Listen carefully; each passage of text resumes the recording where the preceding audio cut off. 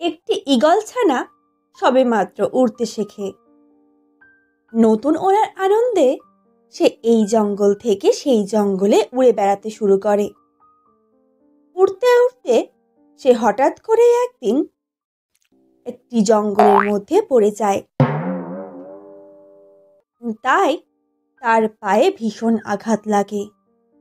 সে আর উড়তে পারছিল না। ঈগল ছানার পাশেই ছিল একটি পুকুর। সেই পুকুরের কাছে ছিল একটি ছোট্ট কচ্ছপ।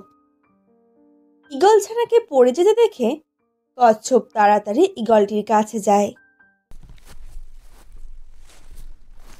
তারপর তাকে জিজ্ঞাসা করে, এ কি, তোমাকে কে মারলো ভাই? কি করে পড়ে গেলে তুমি? না ভাই, আমাকে কেউ মারেনি। আমি এই সবে সবে উড়তে শিখেছি।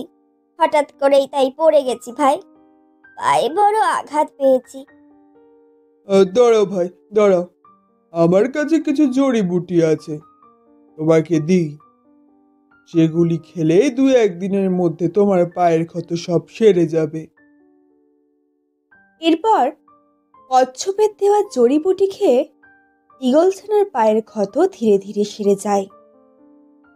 তখন একদিন ঈগল ছানা কচ্ছপকে বলে, বন্ধু, অনেক দিন হলো তোমার কাছে আছি। এবার আমায় যেতে হবে ভাই।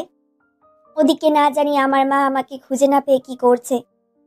বিপদের দিনে তুমি আমার যা উপকার করেছ, তোমার উপকারের কথা আমি কোনোদিনও ভুলবো না ভাই। বলো, তুমি কি চাও? আরে না না ভাই, আমি কিছু চাই না। আমাদের এই বন্ধুত্ব যেন চিরকাল থাকে, আমি শুধু এইটুকুই চাই। না বন্ধু, তা বললে কি করে হবে? বলো বন্ধু, দ্বিধা করো না। যদি তোমার কোনো উপকার করতে পারি, আমার খুব ভালো লাগবে। বন্ধু, আমাদের এই জঙ্গলে খাবারের খুব সংকট দেখা দিয়েছে ভাই। দেখছো তো ভাই, পুকুরের জল কমে এসেছে। তুমি যদি ভাই কিছুদিন একটু খাবারের ব্যবস্থা করে দিতে, আমার বড় উপকার হতো বন্ধু। তুমি কোনো চিন্তা করো না বন্ধু, আমি রোজ তোমাকে খাবার এনে দেব। তোমার কোনো সমস্যা হবে না। এবার তবে আমি যাই ভাই, আবার কাল আসবো। বিদায় বন্ধু।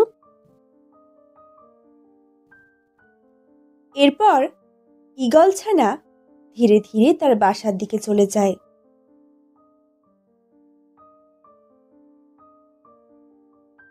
আর প্রতিদিন সে বন্ধু কচ্ছপের জন্য খাবার নিয়ে আসে।